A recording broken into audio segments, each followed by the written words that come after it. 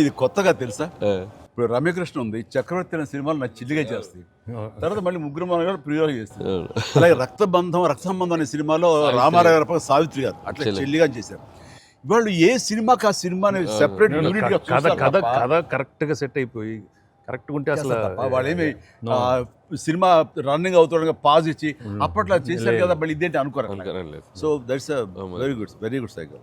నిజంగా అన్ని రకాల ప్రేక్షకులకి, అన్ని వర్గాల వాళ్ళకి, అన్ని అంటే పెద్దవాళ్ళ నుంచి చిన్నవాళ్ళ వరకు ఆల్ జనరేషన్స్కి ఈ సినిమాకి ఇంత కనెక్ట్ అయ్యారు. ఇంత అద్భుతమైన విజయాన్ని షైన్ స్క్రీన్కి, గోల్డ్ బాక్స్కి, అట్లాగే అనిల్ రావుపూడికి తనకు సెంటిమెంట్ అనుకుంటే తను కొట్టేస్తారు, మనం ఉన్నా లేకపోయినా అది వేరే, అది పక్కన పెట్టండి.